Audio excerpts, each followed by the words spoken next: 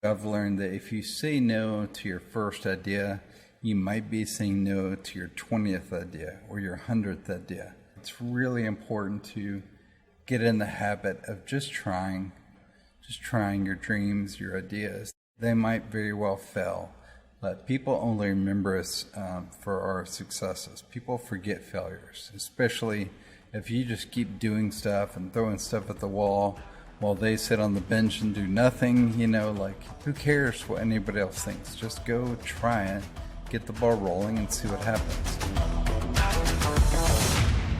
Our deepest fear is that we are powerful beyond measure. I will live every day as if there were a microphone tucked under my tongue. It's great to get in the game, but don't get in the game till you understand the rules, till you're an insider. Your life changes when you begin having a different conversation in your head. What we need to do in radically deep problems is propose radically visionary solutions. Because the people who are crazy enough to think they can change the world are the ones who do. Greetings, everyone. My name is Julie Masters, and welcome to another episode of Inside Influence, in which I delve into the minds of some of the world's most fascinating influencers or experts in influence to get to the bottom of what it really takes to own your voice and then amplify it to drive an industry, a conversation, a movement, or a nation.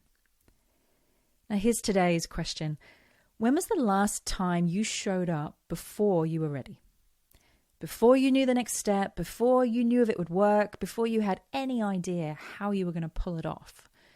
Today's episode is all about those moments. Those moments that usually begin with the 4 words, I can't do that. Those 4 words that more than often stand between us and the next level of our impact or influence. Now, usually with hindsight, we can all pinpoint some of those major I can't moments in our lives. I know I certainly can. And it's good to reflect on those and what would have happened or did happen when you held back. But today, I don't want to focus on the past. I want to focus on right now. Where do you need to start showing up right now before you're ready? What's your I can't moment right now? Think about it, and then I want you to keep it in your mind as you listen. Today's guest, honestly, was somebody I have wanted to have on the show since the very first episode. His lens on epic storytelling is a rabbit hole I could and do go down for hours. How he responds to ideas when they arrive and the hard work that always follows. And his absolute commitment to showing up against the odds has quite simply been an inspiration to me in my own life. Ever since I first discovered his work way back, it feels like now, in 2016. That guest is Jeremy Cowart. Jeremy is an award-winning photographer, artist, and entrepreneur whose mission in life is to explore the intersection of creativity and empathy. He's been named the most influential photographer on the internet by Huffington Post, Forbes, Yahoo. His photography and portraits are sought out by names including Taylor Swift, Sting, Maggie Gyllenhaal, Heidi Klum, Gwyneth Paltrow. His work has been published in Rolling Stone, ESPN magazine, People magazine, US Today, New York Times, Time magazine. I could keep going. However, for me, his influence first came to light as part of his latest endeavor, the Purpose Hotel.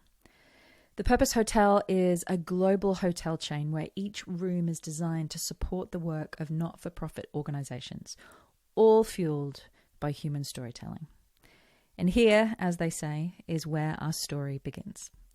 As part of our conversation today, I asked Jeremy to reflect on a life built around overcoming those 2 simple words, I can't. And as part of diving into that journey, we also explore the vital role his parents played in reprogramming his brain when it came to saying the words I can't. Any parents of young children will want to definitely take notes here. How asking the question, what skills can I contribute, started a global movement that has since impacted the lives of nearly 1 million people worldwide. The truth about inspiration and how many of us spend years living in fear of our own ideas. His lens on storytelling that's designed to create action, and how Kickstarter holds the key to understanding just how impactful one short video can actually be. How to take that initial spark of interest in your idea and nurture it into a sustainable flame, both when it comes to leading other people through the ups and downs of building anything worthwhile, but also, and probably more importantly, when it comes to leading ourselves through the ups and downs of what it takes to build anything worthwhile. And finally, why biting off more you can chew doesn't take superhuman strength, but more the courage to put one foot in front of the other. In his words, if a photographer who got 5 out of 100 in his school English exam can build a multi-story, multinational hotel chain from nothing but a simple idea, then anything is truly possible. A few quick notes on this one. There are some brief mentions of both genocide and acts of abuse. As always, I will leave it for you to decide what's best for you and any other ears around you. What I would love you to notice as you listen is that Jeremy doesn't fit the traditional bill of a trailblazer. He isn't high octane, he isn't extroverted or always hustling to make the next deal. Instead, he is reflective, deliberate, and for me, the most impressive, unshakable when it comes to showing up, even when he can't see the next step. And that is why, when I first heard of Purpose Hotel, I instantly backed it. So if there's any part of you that has a stereotype of who you need to be in order to make an impact, that's just a really good thing to notice. Now, if you're looking to take your journey in influence to the next level right now, don't forget to hop on my website or the show notes and download the brand new version of my ebook, The Influencer Code. It covers the 7 core areas and 7 core questions that I have found hands down to be the most useful when it comes to rapidly increasing your level of influence. Just pop in your email address and it will be in your inbox in the time it takes to pour a cup of coffee. My newsletter, Influence Insider, also gives a weekly bite-sized tools, strategy, or mindset shift, all on the topic of building a more influential life. Once again, hop onto my website, juliemasters.com, to become an insider. Join us, and I promise to make your attention worthwhile. On that note, sit back, drive safe, cycle on, and get ready for the visionary storyteller that is Jeremy Cowart.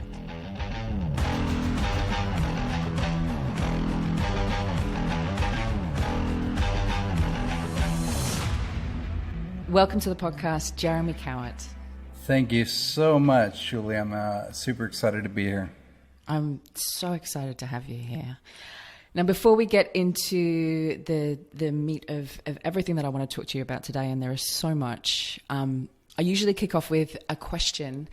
And the question is there one idea that's having a particular impact on you right now or is influencing your thinking right now? And my thinking behind the question is that people who are out there doing incredible things usually notice things before the rest of us.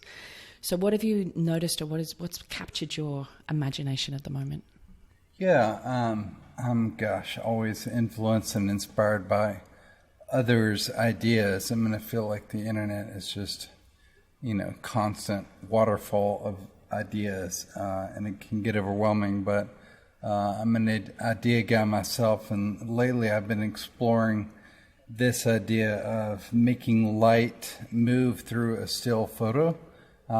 So I'm calling it a lightograph, which is the evolution of light through a photograph. And it's really, really fun to do and hard to do, technically challenging. But I launched it a couple weeks ago, and then I've been trying to figure out what else is possible. It feels like I've discovered a new planet, and I'm running around the planet trying to see what all is there, while it's still brand new. And so I've been immersed in the world of shooting lithographs lately. So just for those of us who love photos but don't know an awful lot about the field, when you say making light move through a photograph, what does that look like? Yeah, it's a video file, but there's nothing that moves whatsoever except for the light. So imagine you're looking at a portrait of somebody on Instagram, but the light is evolving and moving and changing in the still photograph. Wow. Yeah. So it's done through a really nerdy sequence of shooting really fast as somebody sits really still, and shooting a burst of various lighting setups simultaneously during that 1 second of time before the person can move, and then slowing that down into basically a time lapse. Wow. So again, I can nerdy, actually visualize what that would be, and kind of how almost ethereal that would look. I will check that out some more. Is it on your Instagram? Yes, I have lots of examples on my Instagram. It's actually quite soothing in a chaotic social media world. They're like I don't know, looking at a waterfall, because it's just really subtle and beautiful and simple. The thing I love about asking that question up front is I never know what's going to come. And usually it's something that is additive to my life, either creatively, mentally, spiritually, emotionally. And I am sure that will be that. All right, I want to get into your life, because, I've wanted to have you on the podcast for a long time now, because firstly, I love the way that you tell stories, and we're going to get into that, but just some of the things that you have done and how you have applied what you do in the world and who you are in the world to creating movement and community has just been very impactful in my life. And when we were preparing for this interview, I said to you, have you got some materials I can look through? And you sent me this video about your life called I Am Possible, which was incredible. And I was curious about how it started. It started out with 2 words, and that was, I can't. And I'm curious, why did you start there?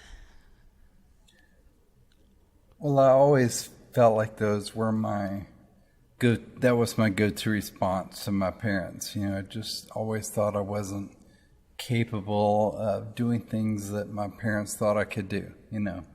I can't play baseball, or I can't play the piano, or I'm not smart enough to, make straight A's. And so I just always had this instilled doubt as a child. And so I felt like the world can relate to that, I think everybody struggles with various levels of fear and doubt and anxiety. And so I just wanted to be open and vulnerable and, say me too. Those have been my voices my entire life. And you said that your dad reprogrammed your mind. And I loved that word, reprogrammed. It sounds very deliberate as a strategy from him. How did he do that? Yeah, I grew up in a Christian home, and so my dad would always, anytime I would say I can't do something, my dad would respond with a Bible verse that says you can do all things through Christ who strengthens you, which, is a pretty standard Bible verse, and it's also quite cliche, and it even, it would even annoy me because I could predict that coming out of his mouth. Yeah, so I get annoyed by it. But I think over time, those mottos, those things we hear over and over and over, really do start to work over the course of time. And so, I don't know, he and my mom both really did help me. I mean, even just their loving me and buying me, if I wanted to be an artist, they would buy me an art table and art supplies. They'd buy me a camera, like whatever it is I wanted to do, they would kind of support that. And so, and I was very blessed in that way, because I know a lot of people don't have supportive parents. And so I was very lucky to grow up in a supportive home, and parents to say that you can do the thing that you don't think you can do. And one of the stories that you tell is about your grades, and the one of the ones I picked up was 5 out of 100 in English vocab, which struck me because you are such a beautiful storyteller.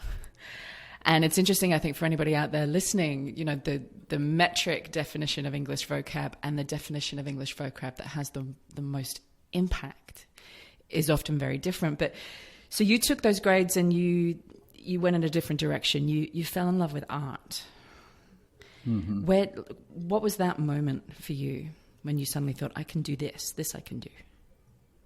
Yeah, it was actually really early. In 7th grade, I took my first, art class. I think I had to, and I started finding that I was making, pretty decent art. Nothing like mind blowing. I wasn't like a prodigy or anything, but it was enough that I felt like the drawings, the assignments, I was doing better than other students. And so I just felt like, oh, this is like a thing that I'm good at and I really, really like it. So, that was encouraging for sure.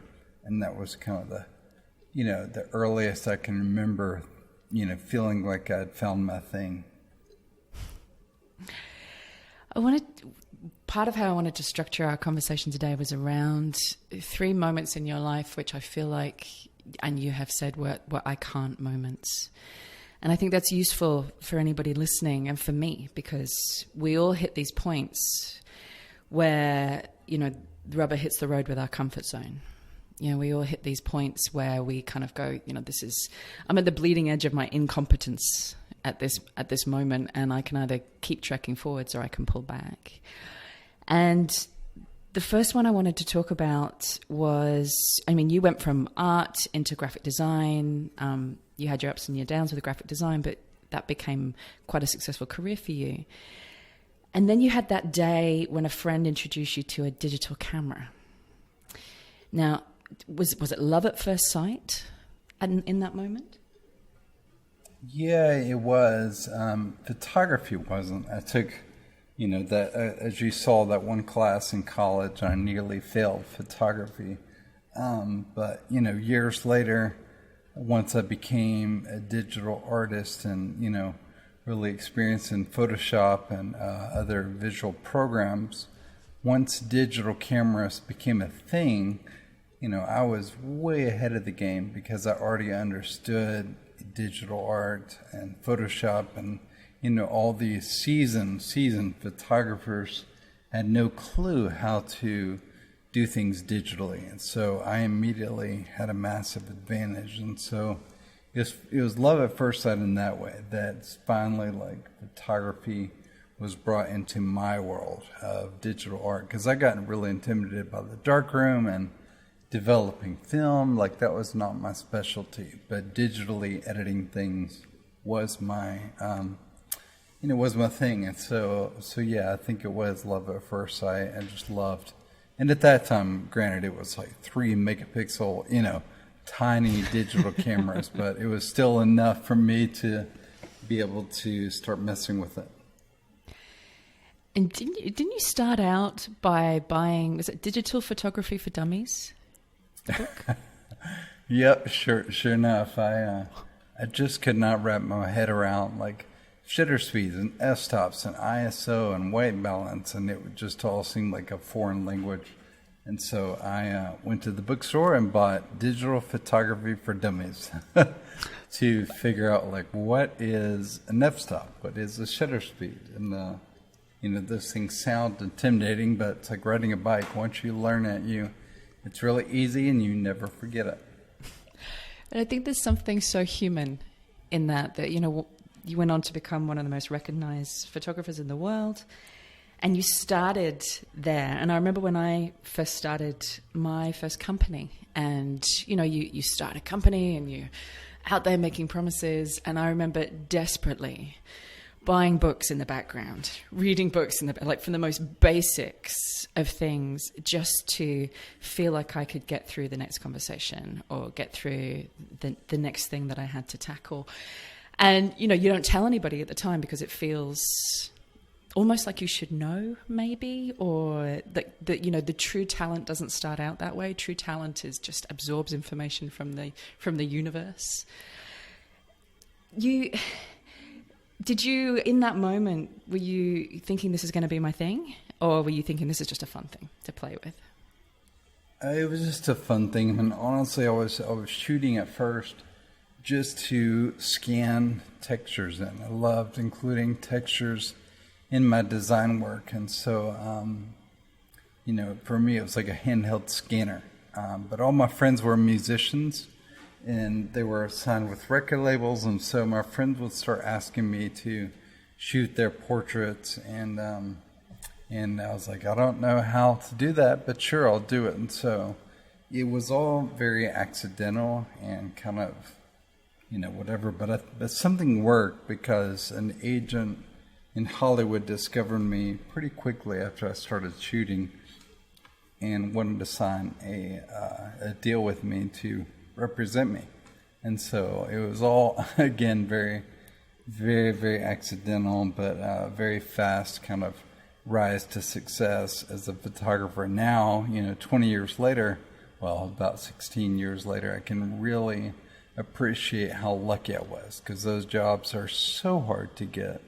And they were just being handed to me right away when I started. And so, yeah, I definitely had a bit of a lucky start.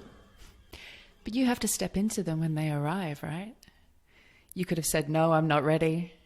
Yeah, you truly fake it till you make it. And I was doing just that. I mean, I was literally learning how to shoot and learning how to light, like on my own jobs from my own assistants. So I would tell my assistants, like, this is the kind of look I want, though I had no clue how to achieve it.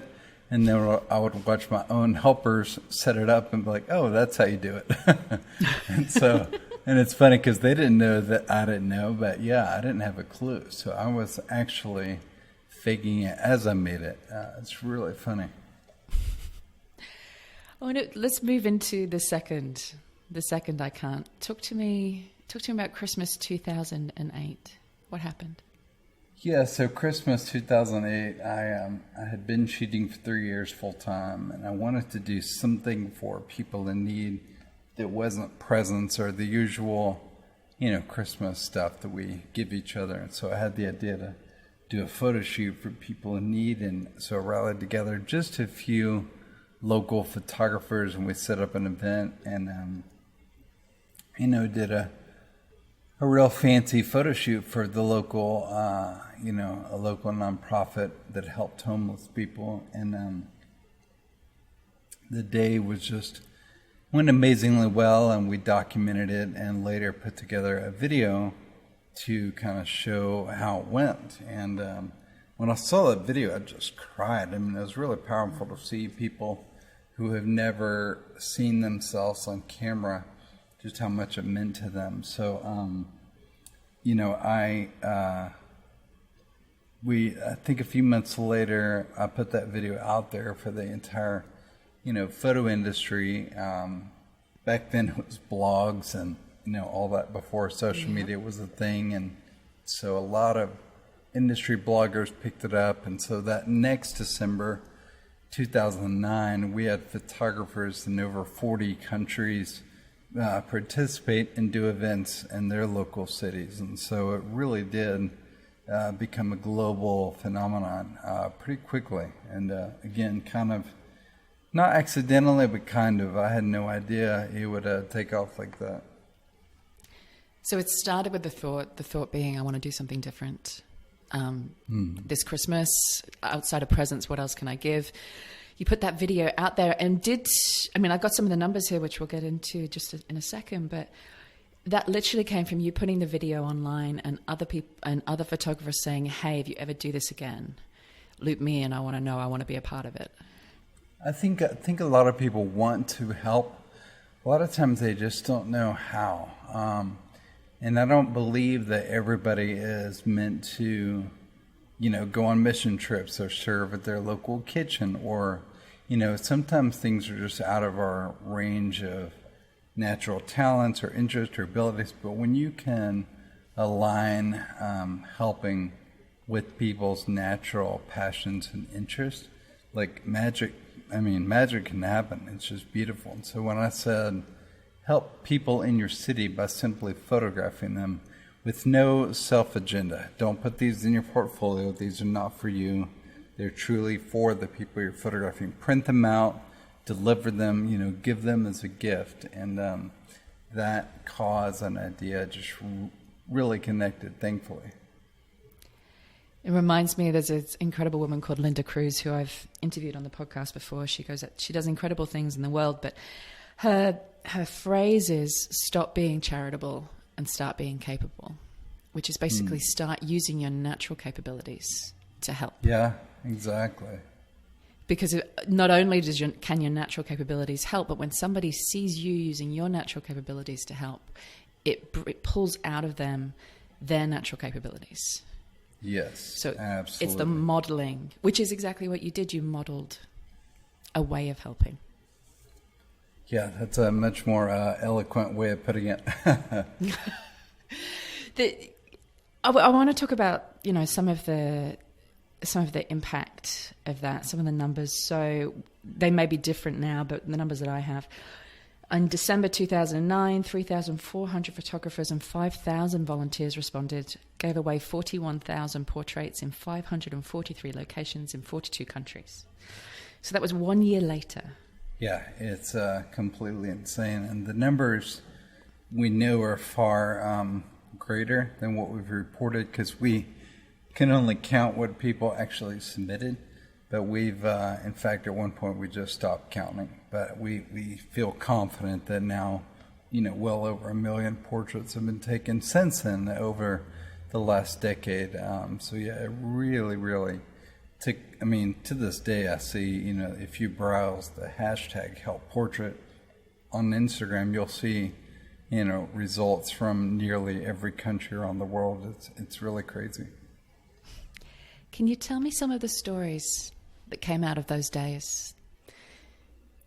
Gosh, yeah, there's just endless. But I remember at one of our first events, there was a woman, I was doing an event in Seattle, and there was a woman there with her 4 kids, and they looked really sad and lonely and over in the corner by themselves, and so we went over to talk to them, and they had just moved to Seattle from, I believe, Iran, and they, just recently their dad had passed away. I think he was murdered in some kind of conflict, and then shortly after that, somebody tried to kill their one of the little boys, the brother, and so the mom had enough, and she couldn't deal, so she managed to flee the country and get to the U.S., and she said, we never had a family portrait taken while he was alive. And she had 4 or 5 children with her. And so she said, can you take this portrait of my husband and photograph us and then Photoshop him into the image? And so we were able to do that for her. And of course, we were all just weeping, crying, and just how impactful that was for her to have her first ever family portrait with her, deceased husband. And then I remember doing an event for a girl that had been abused by her father growing up, and he would torture her with acid. So she had these acid scars all over her face and arms, and so she just said, I've always wondered what I would look like without these scars. And so we were able to, through hair and makeup and through retouching, remove her scars for a portrait. And of course, there were tears all day over that as well. What makes one photograph so powerful? We're talking about a photo here. Like what is it that bridges so many gaps? Gosh, that's a big question. It is, I know. Yeah, I guess it just, video. It's hard to take in one singular moment and really process it. There's so many moments that you're trying to process all at once, but with a photo, just the ability to take in that single, split second of time and really, just process that moment. There's just infinite examples of that. Like photographs can change government regulations. They can change so much. I'm having photos right now flash through my brain of great examples. Photojournalist. I'm not a photojournalist, but I'm so, I have such deep admiration and respect for photojournalists who are there really harsh places and harsh times to, document history for us. What's the most impactful photo you've either ever taken or one you've seen that has greatly impacted your sense of self? Maybe the one that I've taken, I do have one that comes to mind. I was in Haiti shortly after an earthquake, killed nearly 200,000 people. I don't know if you remember that, but it was I do. Massive worldwide news there for quite a while. And I remember we heard there was a wedding going on, and this was just days after the earthquake. So there were still, dead bodies everywhere. I mean, it was like the worst possible Hollywood movie you could ever imagine, just catastrophic devastation, like still houses on fire, people running around with arms and legs cut off, just horrific. And so the idea of somebody getting married, as you can imagine, was the most shocking thing I could have possibly heard at that time. But we heard there was a wedding going on. Someone told us roughly where it was, and so we jumped in the car and started driving around. It was like late evening, and we got lucky and actually found it. And I pulled up right as they were leaving the wedding, and we told them what we're doing, and thankfully they agreed to take a portrait. And so we photographed them standing in front of the church that was just, decimated by the earthquake. Where they were supposed to get married, but they were standing in the grass next to it. And we found one paper plate close by, left over from the wedding, and they wrote on it, "Love conquers all." And to see that message handwritten on a little paper plate in the midst of just total devastation just kind of rocked my world. And it's got to be one of my, favorite photos I've ever taken for sure. It was just such a striking message and moment that I'll never forget.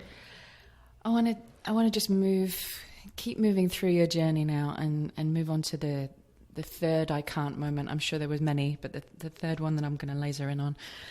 So this is where I kind of picked up on your trail, which is, this particular project we're going to cover now. But it began in April 30th, 2012, when you were on your way to a meeting. What hit you on that day? Yeah, I was really at the peak of my photo career. I was in Los Angeles at the big Hollywood agent, doing my thing, shooting celebrities and living that life. And that day I had a photo shoot with a model for a big, what's now a multi-million-dollar iPhone app company. And so we were at, downtown Los Angeles doing a really cool shoot, and we had a meeting in the hotel room. So I'm walking, through the hotel room to the hotel hallways to my room, and I just kind of got knocked over the head with an idea that I don't think I've ever had an idea this big, but the idea was to build a hotel where everything in the building had a purpose to it. So, for example, the art on the walls came from humanitarian artists. The internet feed fought against human trafficking. The blanks and soaps and linens and all that stuff came from nonprofits, and so forth. And so the name of the hotel hit me in the moment. The Purpose Hotel. The tagline, "Change the world in your sleep." Like, I just was overwhelmed. All in maybe a minute of time, all in that hallway, just walking down the hallway. And so I'm just sorry. Go ahead. I'm just smiling. I'm smiling while you're saying that because, we can spend so long sat staring at a laptop, staring at the sky, like willing inspiration to come. And then it's usually in those moments, right? Like, it's usually in those moments where you're walking down a hallway or you're having a shower, or where all of a sudden it's like a train arrives. It arrives almost fully formed out of nowhere. Exactly. Elizabeth Gilbert really talks about it a lot in her book. I think it's Big Magic, which I just recently read. And yeah, I mean, it's like these ideas, you know, no matter what you believe, you know, she said they're like little spirits floating around, and if you don't take, you know, if you're not a good steward of them, they'll keep moving on to the next person. And you know, I believe, you know, that one especially was a gift from God, because I was not. It's one thing to take credit for an idea if I sit down and brainstorm and get out the whiteboard and, you know, just start, like, if I'm burnt out on my career and I need a new thing, but to be at the peak of my career, minding my own business, and just have an idea come out of nowhere that really could influence so many people. I mean, I just can't find it in myself to take credit for that idea. I mean, it was truly just handed to me out of nowhere. And so I've just been trying to be a good steward of it and bring it to life. Let's go into that, being a good steward. You said for the next 3 years you lived in fear of the idea. And, you know, I know what that feels like. I think a lot of people know what that feels like. That one idea that you've had that is incredible, that feels huge, and so you shove it to the back of your head because it's just way too big, way too scary. So you did that, you pushed it to the back of your brain for 3 years. What changed? What changed? When did you decide to pick it up and run with it? Yeah, well, the fact that it never, like every day during those 3 years, I thought about it and was continuing to be passionate about it.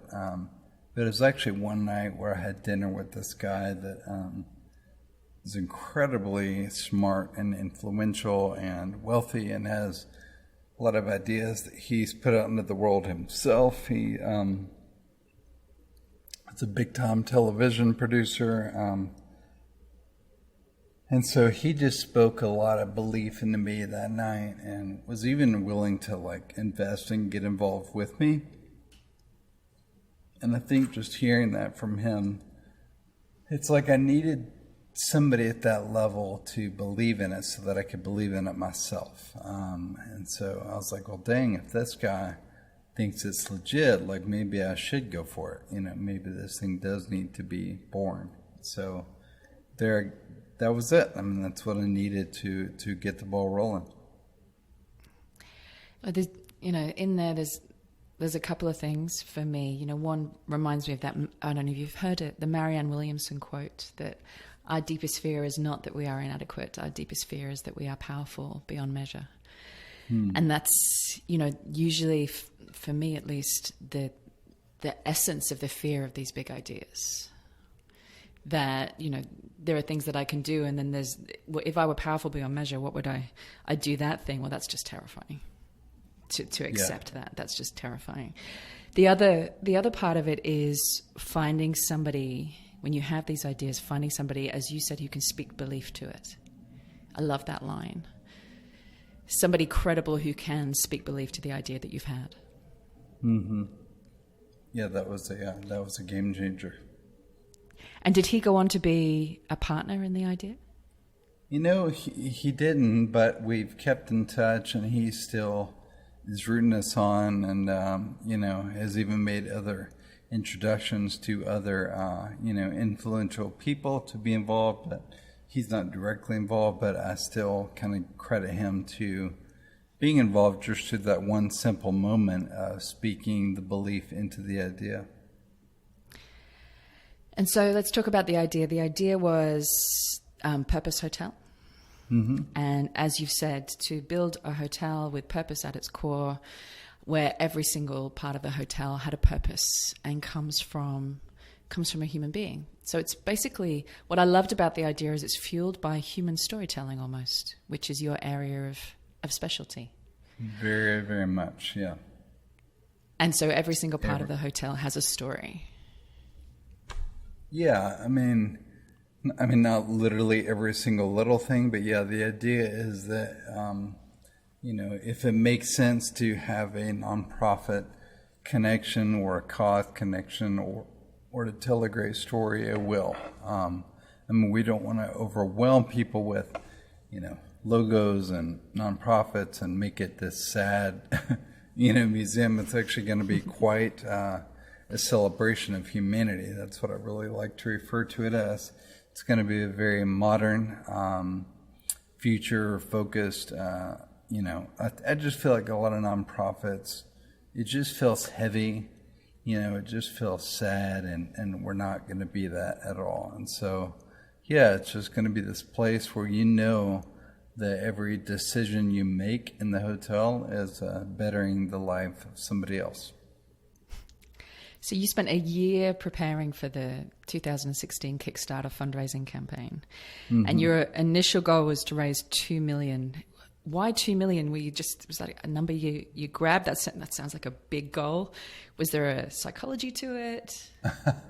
Yeah, well, at the time, that was still when Kickstarter was, I don't know, more present. And I had just had a friend, he set a goal of raising $100,000 to fund a real little camera bag, like a camera bag, like just simple bag to carry your camera. And so he ended up raising $4 million for his little.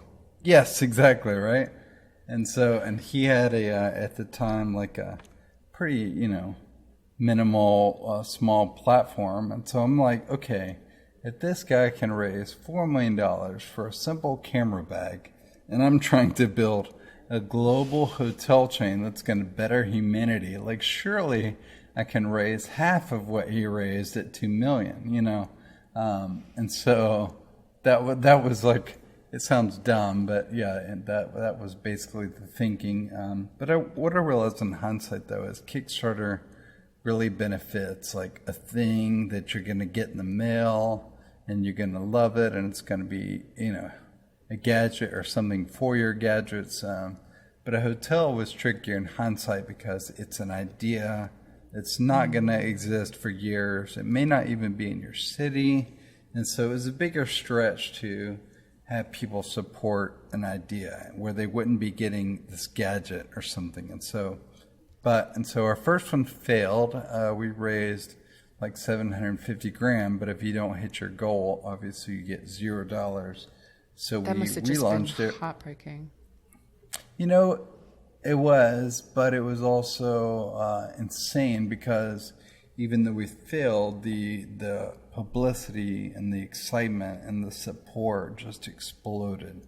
The internet really, really rallied around it, and so we relaunched it immediately with a much lower goal of $300,000, and we still hit around our $700,000 mark, and so that was enough money to essentially get the ball rolling and start getting teams involved. And so yeah, it's crazy journey. I want to focus on two things that I feel like you did that were just genius. The first one, and what caught my attention, was the video you put together. I really believe that if you want to find storytelling not at its finest, but at its most focused, Kickstarter is a great place to go. Because if you're going to convince a complete stranger who doesn't know you, doesn't know anything about your idea, to put their money on the line in that moment in 1 3-minute video for something that may or may not get delivered, you'd better tell a good story. And I think especially for corporations, a lot of them are so far removed from storytelling that is that focused. Talk to me about that video. And, you and I have chatted before this interview, and I've said to you, I've stood on stages in front of literally thousands of people and shown them the video that you put together as such an example of human-centric, epic storytelling. What was the vision? Let's start there. What was the vision for the video? What did you know that it had to do? I just knew that the vision was so clear, and we had to express that as equally clear in the 3-minute video. And so I actually had a buddy at the time that had previously made the most viral video ever in the history of the world. And so he had what video was that? Coney 2012. It was about yes, Joseph Coney, and so it had I don't even remember how many hundreds of millions of views, but every celebrity, in America was posting it, and it just blew up. And so I was like, dude, who made your video? And so I knew I had to go to like the best in the business to help us make that video. So we did. We put a lot of time into it and really, nailed down the script. And they flew in from LA and helped us put it together. Was it deliberate that you were in it? Because I feel like having you in it, having the human being that was the nexus of the idea, was so important to the video being as successful as it was. Were you determined that you needed to be in it, or was that just something that happened very accidentally? I did, for the same reasons that you just mentioned. It definitely wasn't an ego thing like this. I don't want this to be I'm not the hero of the story here. But I agree with you in that businesses seem more alive when we know the human behind it. There's endless examples of that, like Elon Musk and Tesla, or Bono and U2, or Richard Branson and Virgin, there's just endless examples of when you know the person. It can be bad too, because if you don't like that person, then you don't like the company. But even still, I just like the idea of a person representing a story and a brand up front. So yeah, I thought it was the right idea to present it as kind of the common, I'm just a little person and a little idea, but I believe it could change the world. And I know a lot of people can relate to that feeling of man, I've got a big idea. How do I put it out into the universe and see what happens? So the second thing that I think you did that really kind of hit the mark for me, and again, I had never heard of you, and I had never heard of Purpose Hotel, but as I got to that Kickstarter page, I don't even know how, and put my credit card details in. The second thing was the Wall of Founders. Now, the idea behind the Wall of Founders, I'm going to try and do it justice, please do jump in, was that if you were one of the founding contributors to this idea, there would be a wall in every hotel with tiny photos of every single person who contributed to this big idea. Mm-hmm. And where that spoke very specifically to me was, and I'm just putting the pieces together now in this conversation, was you hit the nail on the head with the something tangible. I'm not going to get a camera bag through the mail. I'm not going to, I'm not going to get a beehive. But there is going to be a place where I can go and see that I was a part of something that I'm going to be able to take my daughter to, stay in this hotel, and show her the idea that I was able to contribute to in a very tangible sense. Was that deliberate, you putting Wall of Founders together, or was it just an idea where you think, what else can we throw in here to add value? The vision was exactly as you just described it. The vision was, in 20 years, 30 years, 40 years, being able to bring your kids, one day grandkids, to these buildings and show them that I was a part of this. We wanted this hotel to start with the people, before even investors came on board. We wanted it to be a organic Kickstarter backer type thing. And so it was very intentional for those reasons to get everyday people involved as founders. Well, backers, yeah. How many backers were there eventually? I don't remember the exact number. It was just under 5,000 backers we had. You have shown to be incredible at sparking conversation. Who you are, how you do it. You've sparked so many conversations. But that's just one part of it, right? The starting of a conversation, the sparking of it is one part. The next part is the long haul. The next part is keeping that spark alive, keeping that flame alive. What have you learned about nurturing it so that it keeps moving? Gosh, that is a great question. I don't know.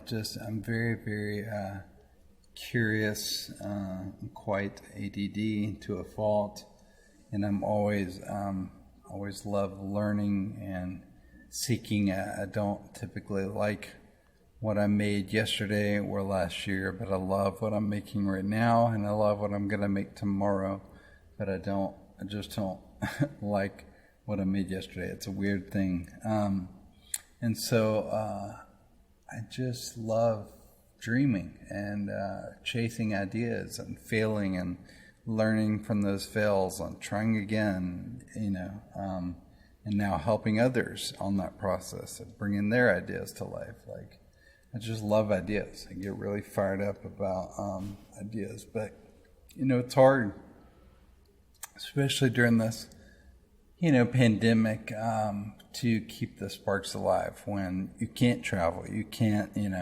there's so many things we can't do. And so I think it's been a dark season for a lot of people, and I sure hope we don't go back into lockdown, but this is a long answer to question, but I don't know. I mean, listening to music gives me ideas, watching movies, like anytime I'm taking creative information in, I feel like I'm getting sparks of ideas. I'm real hardcore about social media and like weeding out the things that bring me down.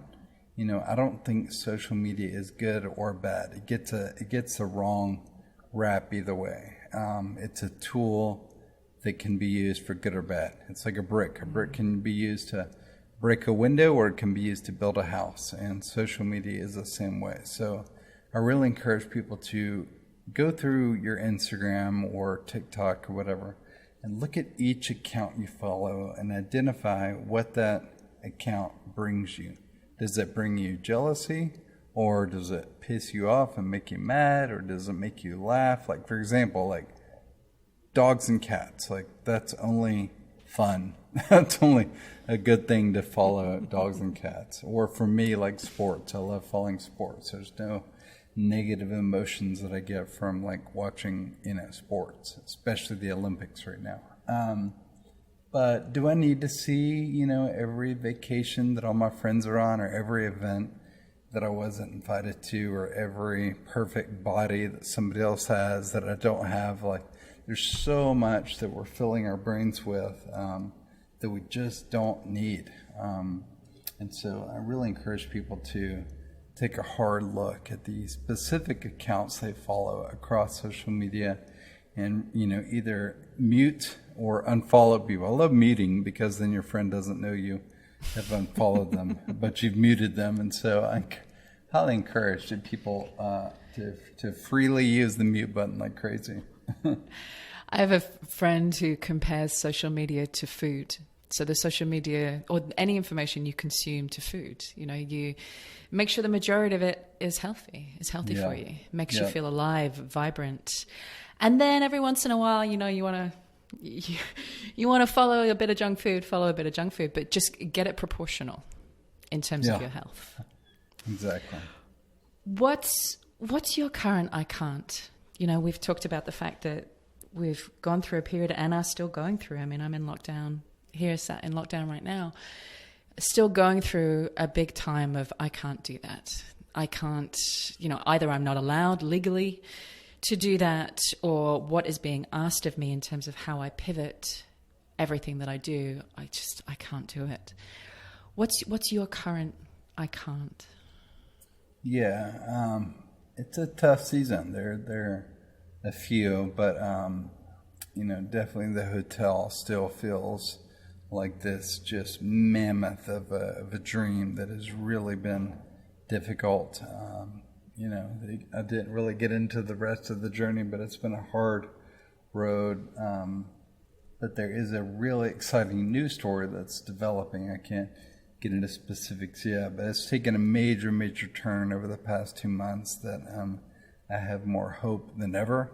But it's still, you're talking to a freelance artist photographer that is trying to build a $160 million, 20-plus story high-rise hotel that features, rooms and restaurants and meeting spaces and ballrooms and fitness and swimming pools.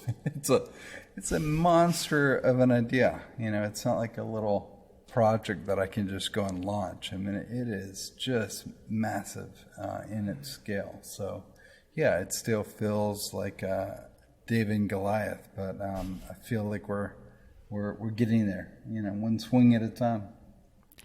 Pick the idea that's going to kick your ass. Don't play smaller than that.